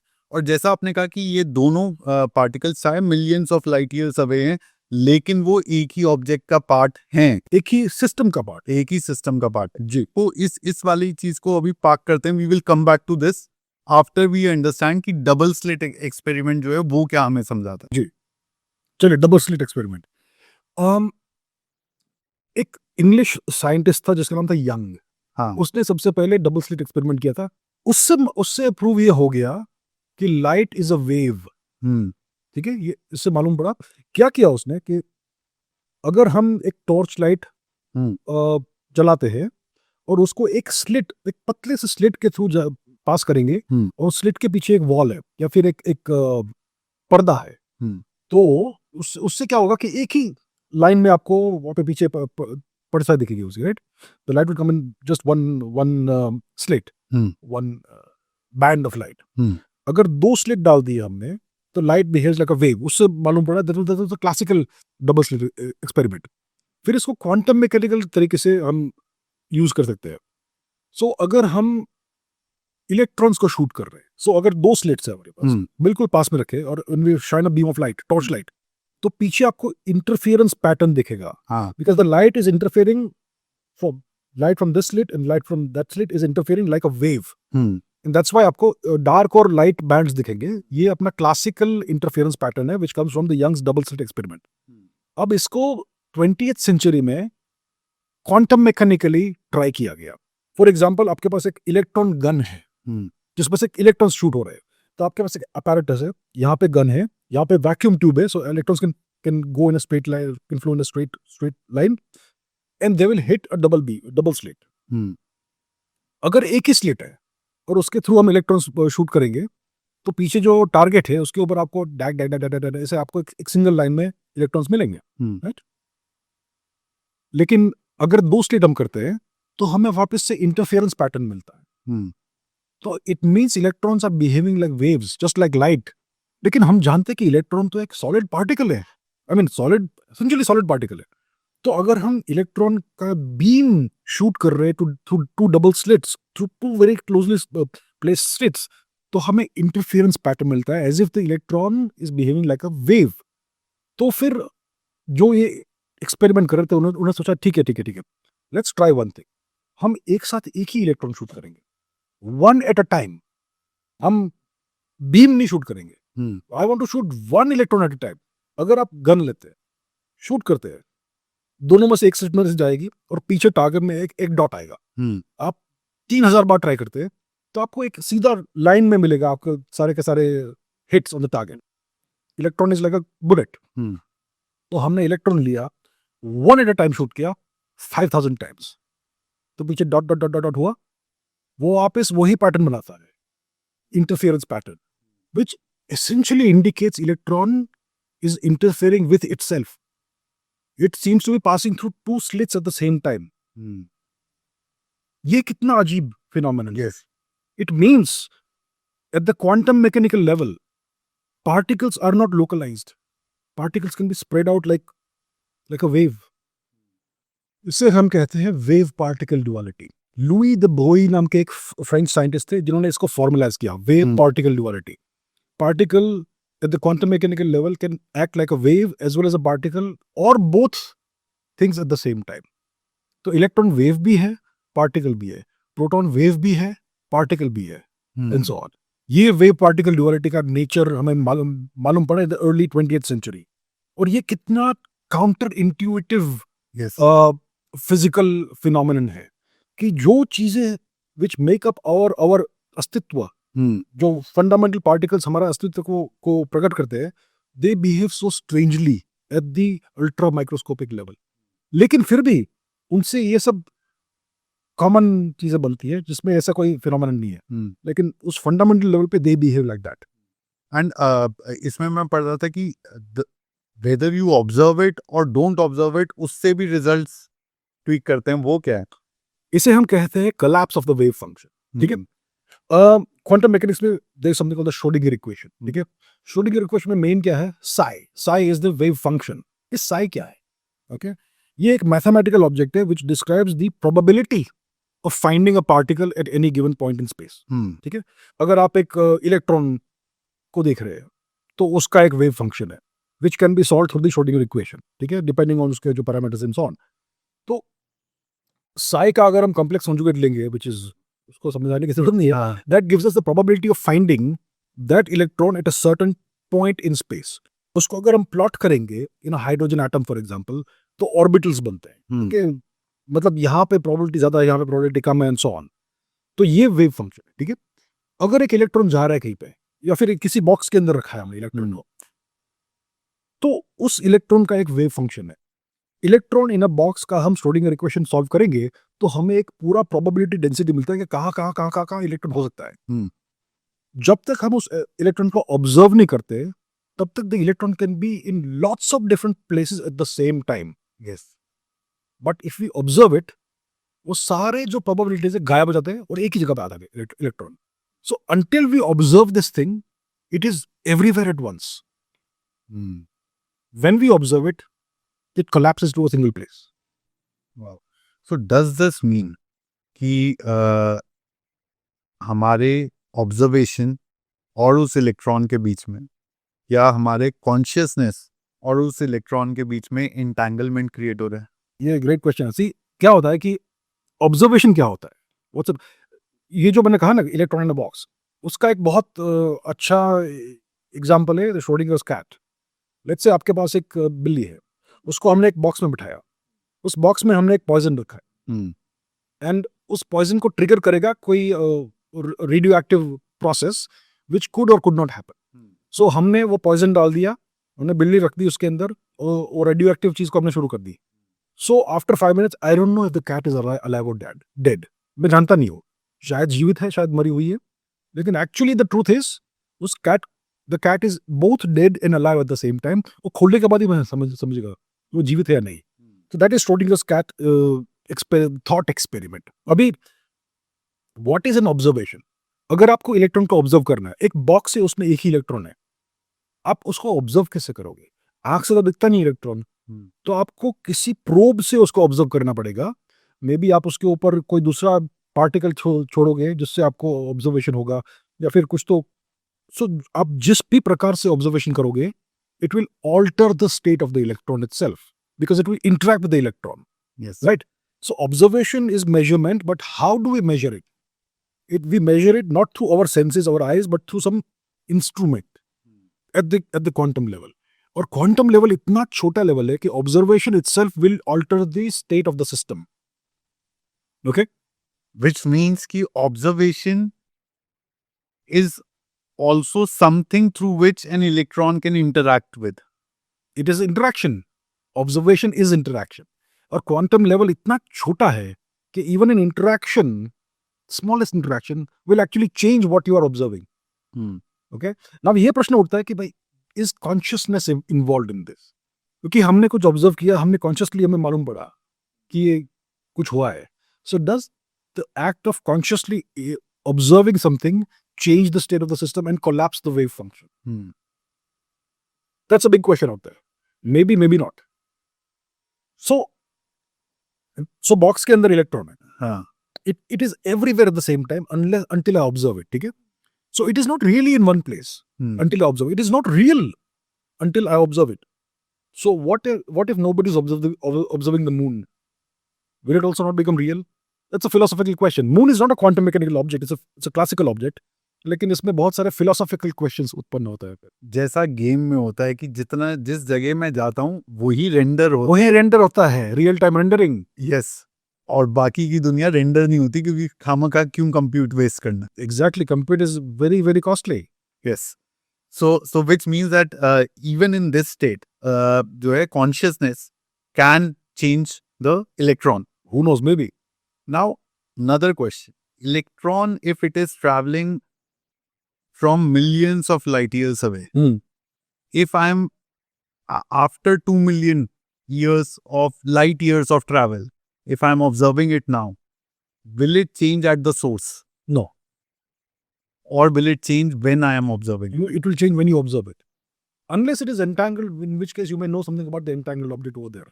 अगर आपने इसको ऑब्जर्व किया, देखिए इलेक्ट्रॉन एंटेंगलमेंट में इलेक्ट्रॉन की क्या प्रॉपर्टीज है which can you entangle. Let's say आपके पास एक फोटोन है या फिर कोई पार्टिकल जिसका स्पिन अप है और उसका एंटेंगल्ड पार्टनर है, इसका स्पिन डाउन है और वो 2 मिलियन लाइट ईयर्स दूर है. तो आपने यहाँ पे इस पार्टिकल को ऑब्जर्व किया आफ्टर 2 मिलियन लाइट ईयर्स जो अभी आपके पास आया और आपको स्पिन डाउन मिला, तो आप यू कैन इन्फर दैट उसका जो पार्टनर है वहां पे उसका स्पिन अप इमीडिएटली होगा. No question about that. लेकिन does it mean that information is traveling faster than time? It is not that. It just means that entanglement के कारण आपको मालूम पड़ा कि immediately उसका partner का क्या होगा, state, yeah, quantum state. So so essentially the conscious state of observing will change the nature of the electron as a takeaway. Is we are not sure कि इसमें consciousness involved है कि नहीं. हाँ. We are not sure. May be आप mechanically observe करोगे without a consciousness being involved. अगर आपने एक मशीन बनाया जो ऑटोमेटिकली मैकेनिकली ऑब्जर्वेशंस करता है थ्रू मेजरमेंट, जिसको आप कभी देखोगे नहीं, तो भी it will actually alter the state of the system. So we are not 100% sure if consciousness is involved in this matter. But consciousness itself is a huge mystery, जो तो बहुत ही बड़ा मिस्ट्री जो कि डिफाइन करना भी. Does any theory come close to trying to define what is consciousness? Well, that's a great question. Everyone's trying to define consciousness. हमारे पास consciousness का scientific definition नहीं है. देखिए, अगर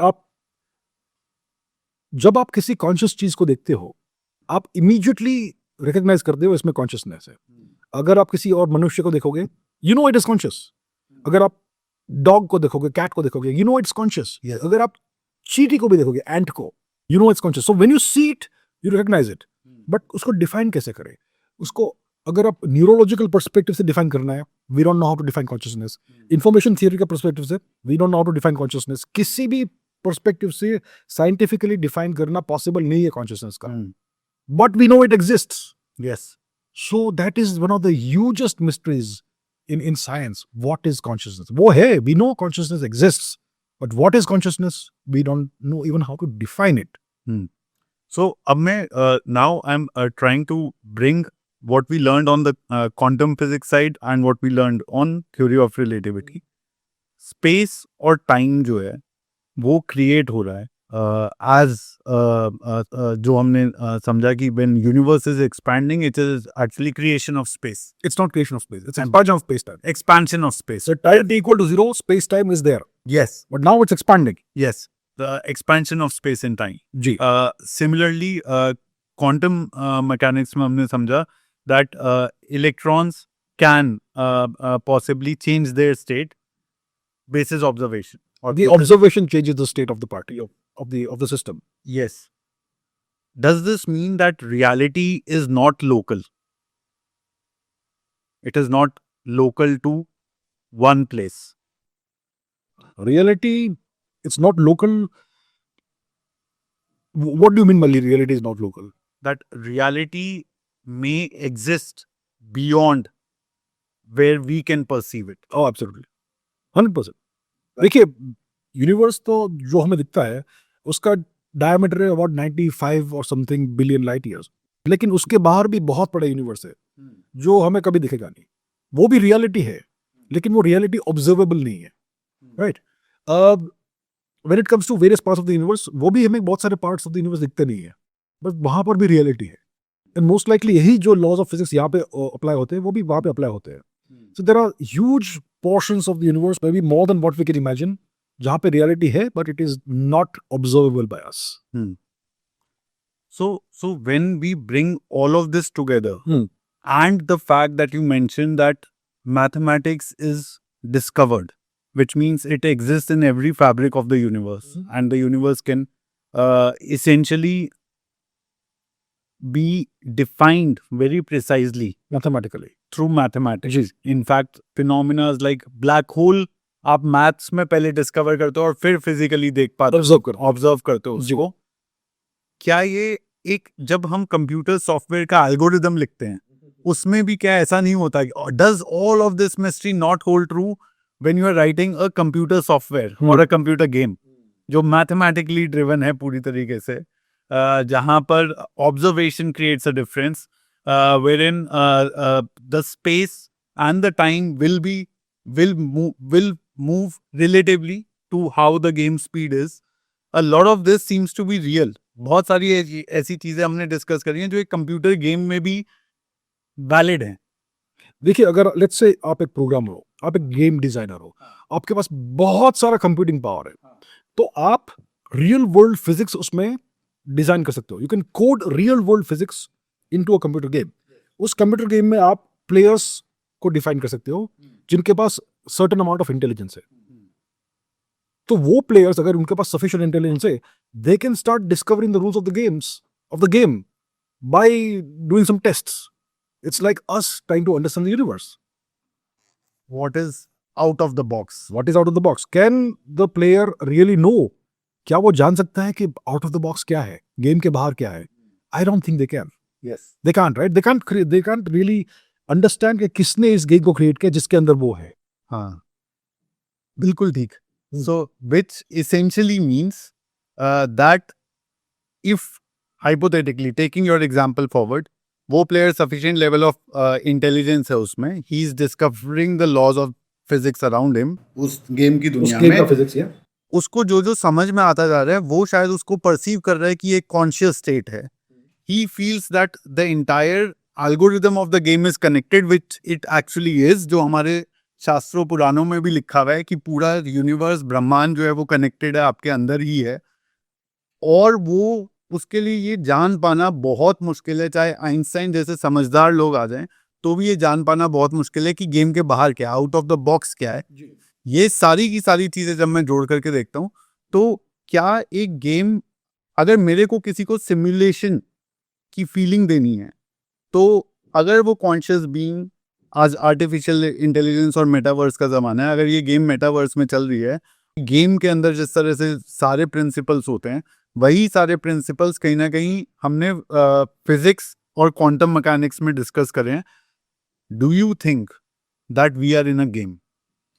it is a very plausible explanation of the universe that we live in, कि may be कहीं पर किसी प्रोग्रामर ने एक गेम डेवलप किया, उसके अंदर लॉज एनकोड किए थ्रू कोड और व्हाटएवर, जिसको हम धीरे धीरे डिस्कवर कर रहे हैं through mathematics, through what we understand as quantum mechanics, through what we understand as relativity. हम अलग अलग पीसेस को देख रहे हैं और हमें पीस बाय पीस थियरी बनाने का प्रोसेस चलाया है. तो हमने एक बहुत माइक्रोस्कोपिक स्केल पे यूनिवर्स को समझा, इसके लॉस को समझा जो इनकोड किए गए हैं किसी से, किसी ने किए हैं, उसको हमने क्वांटम मैकेनिक्स और क्वांटम फील्ड थ्योरी का नाम दिया। हमने बहुत लार्ज स्केल पे लॉज देखे, उसको हमने जनरल रिलेटिविटी का नाम दिया। तो हम धीरे धीरे पीस बाय पीस जो रूल्स ऑफ द गेम है उसको हम पीस टुगेदर कर रहे हैं, लेकिन अभी भी बहुत सारे रूल्स हमें समझ में नहीं आए हैं। तो मे बी किसी ने बाहर से इस पूरे ब्रह्मांड को कोड किया है। May be it is a simulation, may be it is inside a gigantic hyper computer, और इसके अंदर हम प्लेयर्स हैं और लॉज ऑटोनोमसली चल रहे हैं और पूरा यूनिवर्स धीरे धीरे इवॉल्व हो रहा है इसके अंदर, गेम यूनिवर्स, और उसको हम समझने की कोशिश कर रहे हैं। और मे बी जिसने इस चीज को कोड किया है वो शायद हमारे क्रिएटर है या वट एवर है। It's very possible, it's a very plausible explanation of the universe we live in. 2003 में निक बॉस्ट्रॉम ने एक पेपर लिखा था जो पहली बार हाइपोथेसाइज करता है सिमुलेशन थ्योरी को और किस तरह के सिविलाइजेशंस सिमुलेशन क्रिएट करने में इंटरेस्टेड हो सकते हैं। जैसा कि अभी आपने कहा कि may be all of this is a simulation, do you think humanity ever will create a simulation below us? उसके लिए we will need computing power. देखिए, द यूनिवर्स, जिस प्रकार के ब्रह्मांड में हम जीवित है इस समय, उसको सिमुलेट करने के लिए you will need a super computer that is larger than this universe. Larger than this universe? क्योंकि उसमें कितना कंप्यूटिंग पावर लगता है ये सारा फिजिक्स रन करने के लिए, इतनी अलग अलग जगहों पे eight the same time, simultaneously. Real time rendering नहीं हो रहा है। हमारे पास कितने 7-8 बिलियन पीपल है, हर कोई देखता है इस पूरी दुनिया में, सब कुछ रियल टाइम रेंडर तो नहीं कर सकते। So it's actually being, it has already been rendered, it's playing out. Yes, तो उसके लिए सोचिए कितना कंप्यूटिंग पावर चाहिए। राइट। तो जिसने भी, अगर हम एक सिमुलेशन में है, तो जिसने भी ये सिमुलेशन क्रिएट किया है उसके पास सुपर कंप्यूटर है which is bigger than the universe that we live in. तो क्या हम ऐसा सिमुलेशन कर पाएंगे? उसके लिए हमें बहुत सारा कंप्यूटिंग पावर लगेगा, and the simulation will be very small compared to what we live in. So यानी कि सिमुलेशन के हर लेवल पे सिमुलेशन छोटा होता चला जाता बिल्कुल बिल्कुल छोटा हो जाता है। रियलिटी का। आज हमने ये समझा कि सिमुलेशन थ्योरी एक पॉसिबल आंसर है। बिल्कुल प्लॉजिबल आंसर। आज अभिजीत चावड़ा, आपका क्या कंक्लूजन है for yourself on reality? I don't know, मेरे पास जॉब नहीं है, मैं भी job, I am seeking the answers, and we have to be comfortable with the realization कि शायद हमारे पास कभी भी सारे जवाब नहीं आएंगे। देखिए, हर स्पीशीज का एक लिमिट होता है इंटेलिजेंस का। अगर आप कुत्ते को देखेंगे, कुत्ता कभी भी हमारे लेवल का इंटेलिजेंस नहीं पा सकता, at least as far in the normal time scales, right? तो the dog can never understand the universe the way we understand it. Yes. Cat etcetera they can't understand. So maybe कुछ और planets पे कहीं और aliens होंगे जो हमसे कहीं ज्यादा अधिक इंटेलिजेंट होंगे। Maybe they have the answer that we will never find. तो we have to be comfortable with the realisation that may be we will never have all the answers.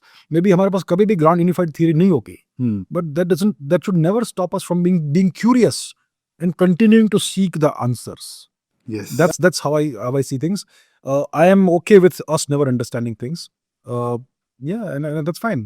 But curiosity is infinite. The universe is wonderful. It's fascinating, and we should try and keep learning about it. Yes. And sir, in that series of learning, I think आज मैंने भी बहुत कुछ सीखा through this podcast, and I understood my reality a bit more because of you. So thank you for making time for us and for our audience. Thank you so much for having me. It was a pleasure. Thank you, sir.